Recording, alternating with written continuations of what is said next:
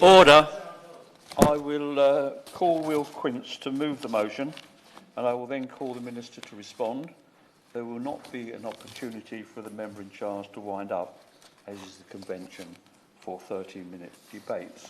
Order, order. Will Quince to move the motion. Well, thank you, Mr Henderson, and it's a pleasure to serve under your chairmanship. And I'm pleased to have been able to secure this important debate today, the day before my right honourable friend, the Chancellor of the Exchequer, delivers his budget statement to the House. I'm also grateful to the Minister for responding, who I know will take very seriously the points I will shortly make further to our correspondence on this issue. And I'd like to thank all right honourable and honourable members for supporting, unusually in great number, a 30-minute Westminster Hall debate today, which I hope the Minister has noticed the strength of feeling on this important subject. Now, Mr Henderson, I tabled this debate today as a result of meeting with the Chief Executive Officer of Majestic Wine, who are the UK's largest specialist wine retailer, which has more than 200 stores across the UK, including a large store in my own constituency of Colchester. And they raised a number of concerns relating to wine duty, which I felt were important for the House to hear and to reflect upon.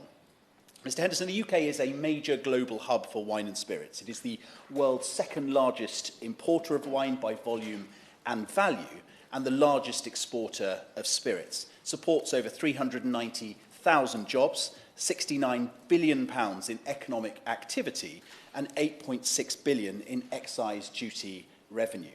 Now, like all businesses, those across the wine supply chain have had to confront some tough trading conditions over recent years. But a number of the challenges they face are unique to the wine and spirit trade, and these have been brought to my attention by Majestic.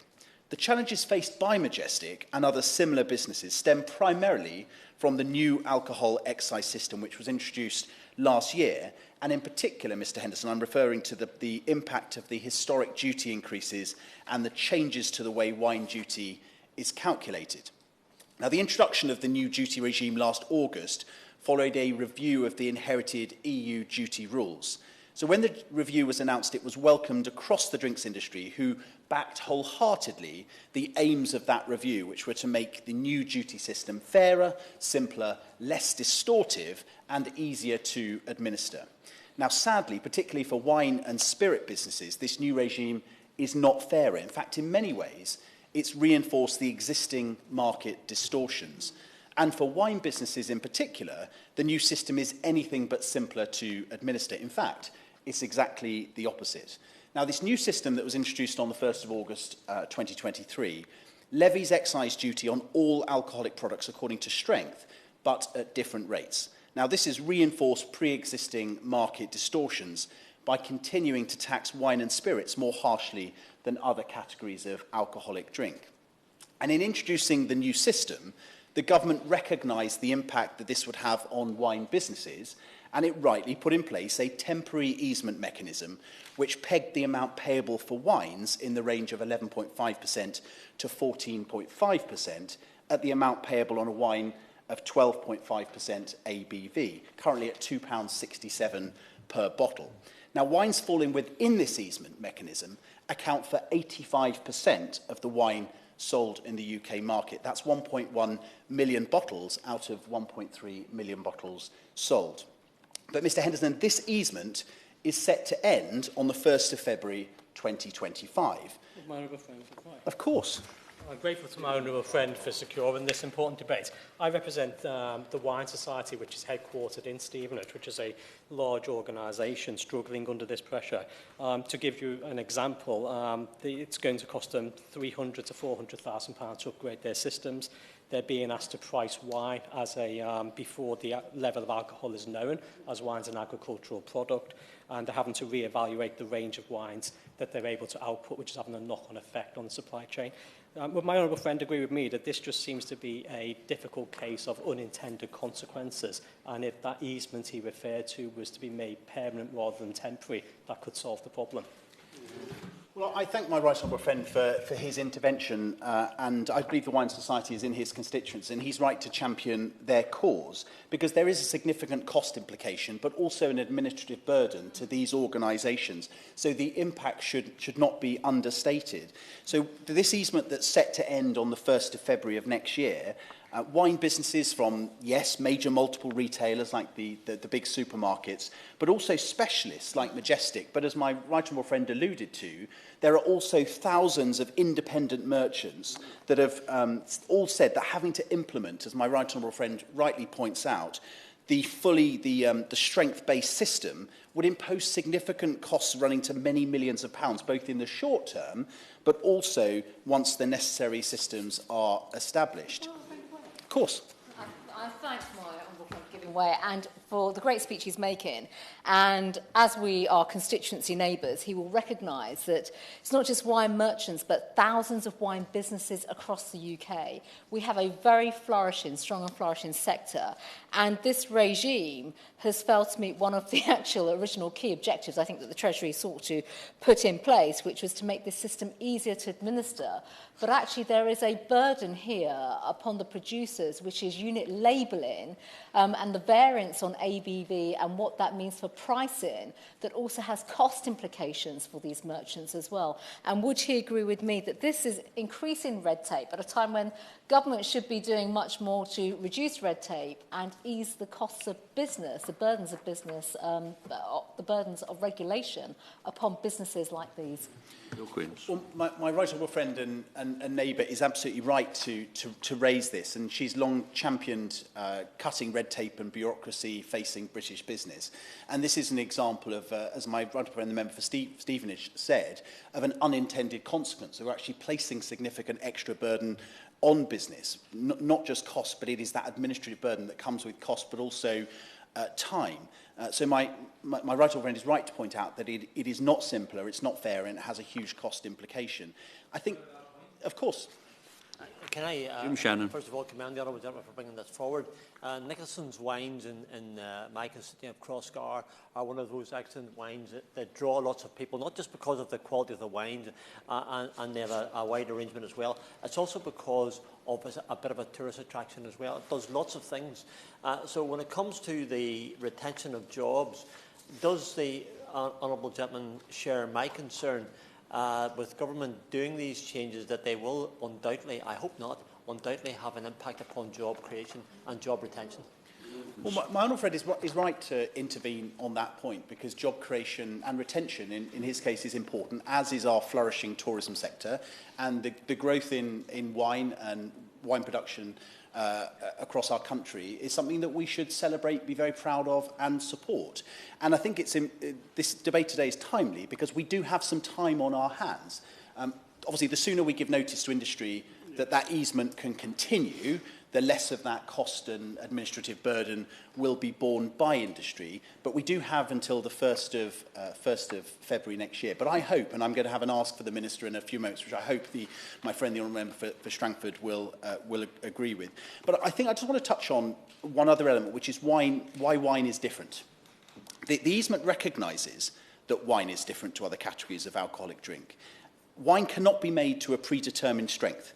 The alcoholic strength of wine is determined by climate. And I know I wouldn't need to teach anyone in this room to suck eggs, but wine from warmer climates tend to be higher in alcohol than wine from cooler climates. It's not like beer, it's not like cider. And wine is subject to strict production rules. So again, unlike beer, unlike cider. So there is very little that winemakers can do to lower the alcohol content.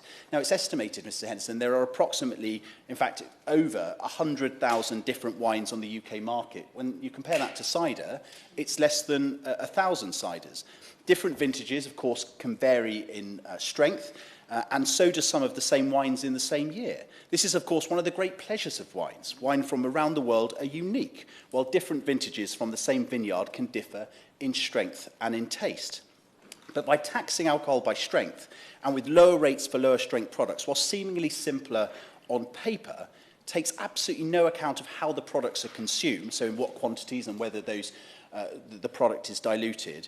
It's much more complicated to administer for wine and penalises wine from warmer climates. Now, the differences between wine, spirits, beer and cider will remain if the easement ends, and it will in practice mean that if the easement is abolished as planned, there will be 30 different payable amounts for wine in the 11.5% to 14.5% ABV range. Of course. I thank my friend for giving way. It's making a really important argument. I met with Liquid Indulgence, which is a small wine supplier in my constituency that supply commercial businesses around York, as well as direct to customers. And that's the exact point that business made to me, that small business made to me, the impact that is going to have on them and whether they can continue. So surely this is going to have a massive impact across small businesses, small wine suppliers across the country, and actually will have potentially a negative impact on what they can bring in tax than what the government is trying to achieve here. Yeah, I thank my honourable friend for his intervention. He's right to raise this on behalf of the small wine supplier that he represents in York. Of course, it'll have a massive impact. And although it was Majestic that originally brought this to my attention, they did so not just on their behalf, but on behalf of the thousands of wine organisations and companies across the country, ranging from one-person bands through to medium SMEs, all of whom will have the administrative burden of this cost. And I just want to reiterate this point, that if, and I hope it is if, this easement ends, because I very much hope that the Minister listens and it doesn't, it will mean that there will be 30 different payable amounts for wine, ranging in the 11.5 to 14.5% ABV range. So it'll range from £2.45 to £3.10 per bottle. So the practical arrangements that would need to be made as a result of these are countless, including the reality that two wines that come from the same independent vineyard in, say, France, have to be labelled differently. Of course. Just go for it. Of course. So other honourable members and right honourable members have mentioned wine merchants, but what we haven't discussed so far is actually wine growers within the UK. And I better declare an interest being chair of the wine ABBG on Wine GB, but it's one of the fastest growing agriculture sectors, employing about 2,300 people with a predicted 50% growth in jobs by 2025.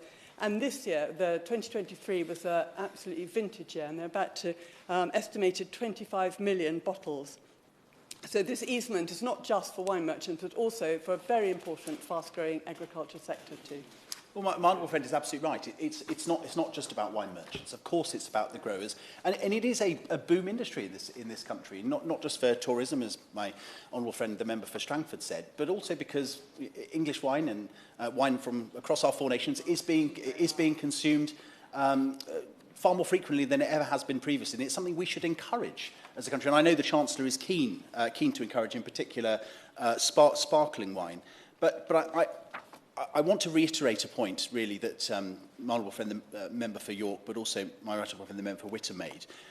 The abolition of the easement on the first, and I'm sorry to labour this point, but it is important, would introduce massive and ongoing red tape costs, which concern supermarkets and large street retailers. But of course we're concerned about that, but really what I'm mostly concerned about, as my right honourable and honourable friends have pointed out very eloquently, it's the disproportionate costs for smaller wine businesses in our constituencies across this country. As I've said, wine has far more stock-keeping units or SKUs than other alcohol categories, estimated to be in excess of 100,000 wine SKUs on the UK market. So a specialist SME wine retailer, for example, will carry more than 2,000 SKUs at any one time, while larger wine retailers may carry up to 10,000 SKUs. So if that easement ends, the duty will have to be calculated individually for each SKU and annually, as alcoholic strength can vary between vintages. Of course. I'm very grateful to my honourable friend for giving way. He's making a very, very good case. I speak on behalf of Direct Wines, which is based in my constituency, and they point out, of course, now is not the time to remove the easement because the hospitality industry is still struggling to recover from the pandemic. We read just over the weekend a number of pubs are closing regularly. Surely now is not the time to bring about more cost pressures to the industry. I think my honourable friend makes a really good, valid point about time. I mean, arguably, I'd agree with my right honourable friend, the member for Whittam, that there's no time to add additional red tape and bureaucracy onto SMEs across this country. But he's right at the moment, as I said at the outset. Businesses are coming out of what has been a very, very difficult economic situation, and you know, we need to support them as much as we possibly can. And I think when, as a constituency MP, it raises alarm bells when I hear that, you know, a large organisation, in fact the largest in the UK, Majestic, have informed me they would struggle with the additional bureaucracy and cost. You can only therefore imagine how difficult it would be for the thousands, in fact tens of thousands of smaller UK wine businesses in constituencies across our country. And as I said at the outset, the UK is the world's second largest importer of wine by volume and value. As I said, you know, in 2022, we imported the equivalent of over 1.7 billion bottles of still and sparkling wine. Now, I know that the minister, who's a good man, a great minister, and I respect him hugely, he recognises the economic significant contribution that the wine industry makes to the United Kingdom. And I would like to invite the minister to commit today to visiting Majestic Wine HQ in Watford before the Easter recess, because I think this will allow the minister to understand, as I have by meeting with them, the full implications for wine businesses of ending the easement. For all of the reasons that I and Right Honourable members have set out today, I genuinely believe that there is still time to do the right thing.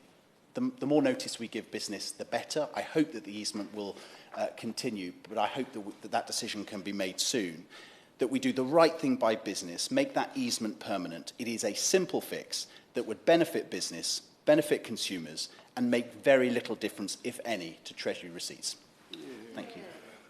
The question is that this House has considered wine duty. Minister. Well, thank you very much, Mr. Henderson. It's a great pleasure to see you in the chair, as always.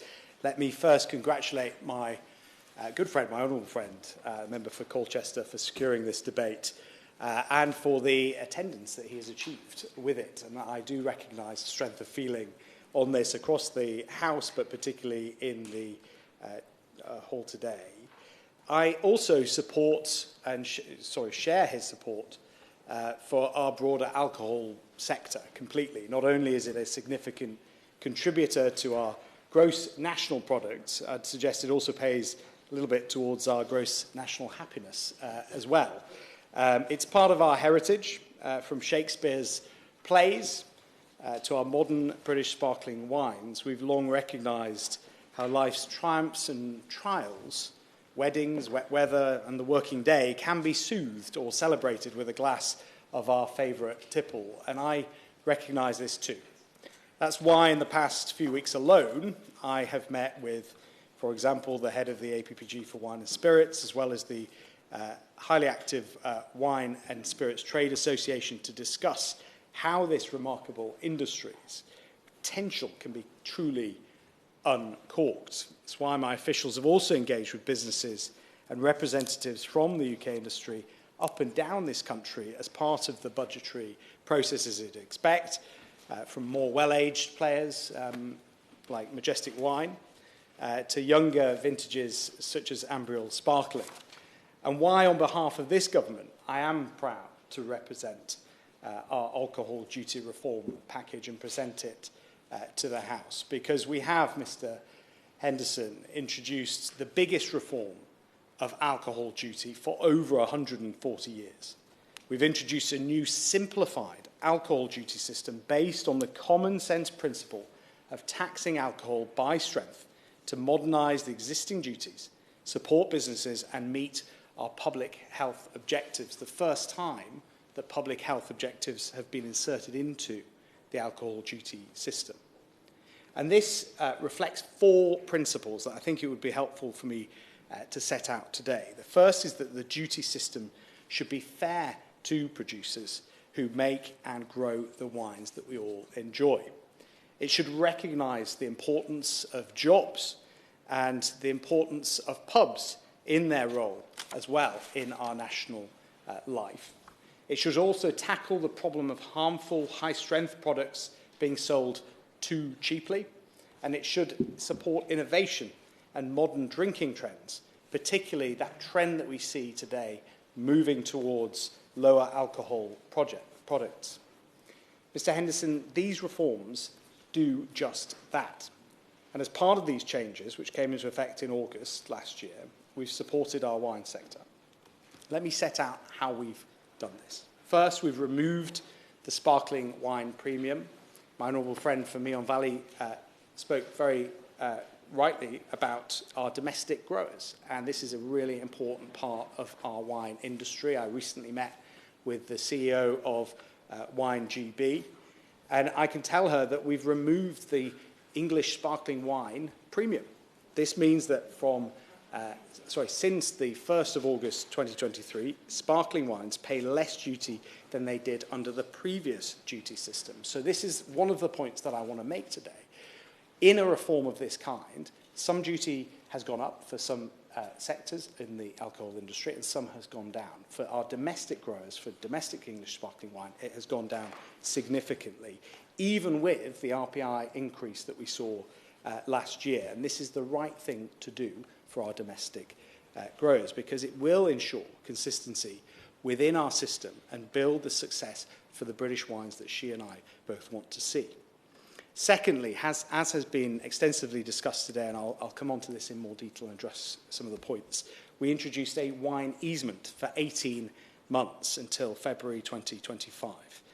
As a result, as a reminder, all wine between 11.5% and 14.5% alcohol by volume, or ABV as I will call it from now on, will pay duty as if it were 12.5%. This means that we've effectively given the wine industry time to adapt to this new system and allow wine producers to adapt their systems. I recognise completely that a shake-up of a system that has existed for over 140 years will raise some eyebrows and cause change for a number of businesses.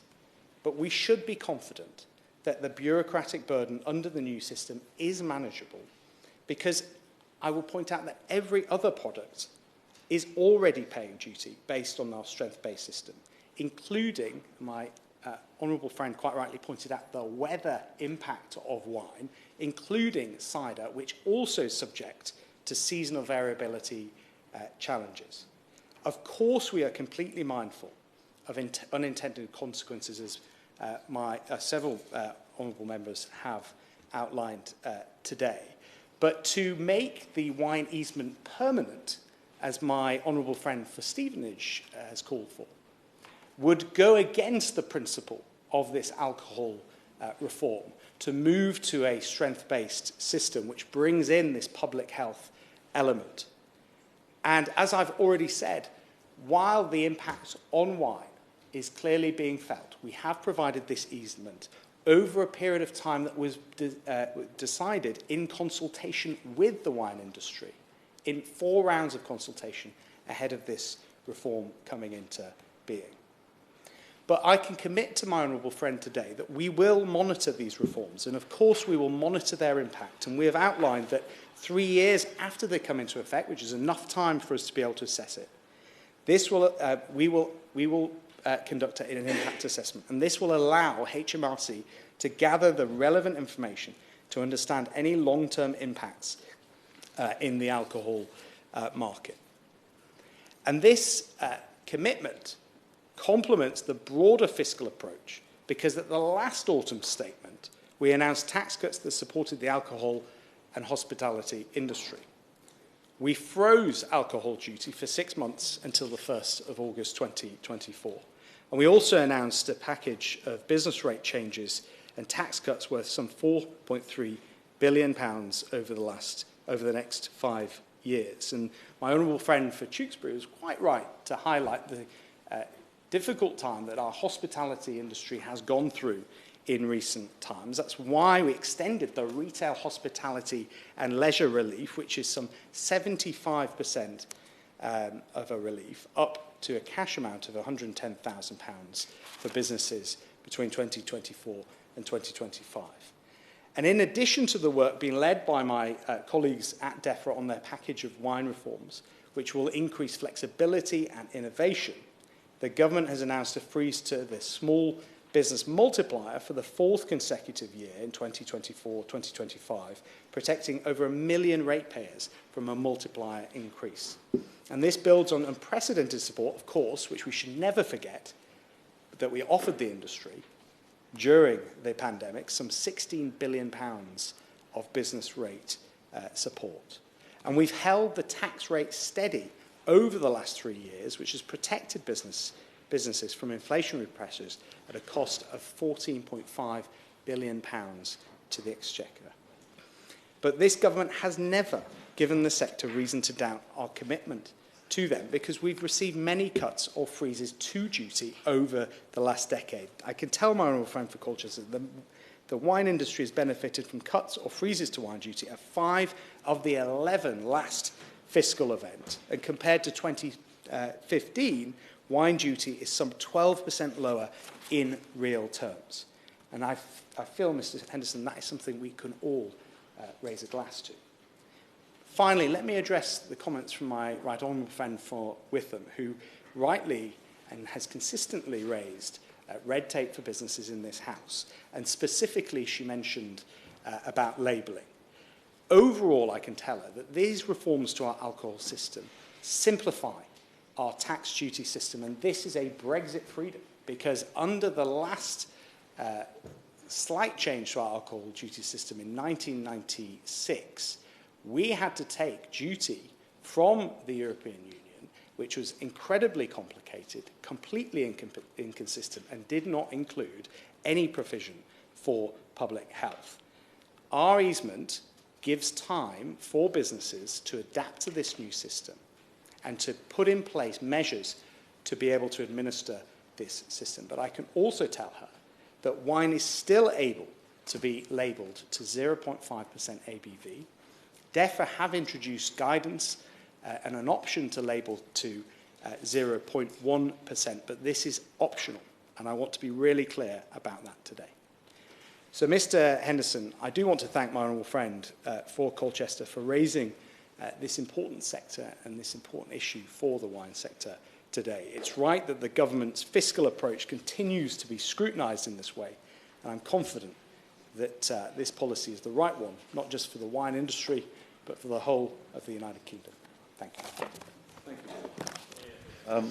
The question is that this House has considered wine duty. As many as of that opinion say aye. Of the contrary, no. I think the ayes have it. Order, order.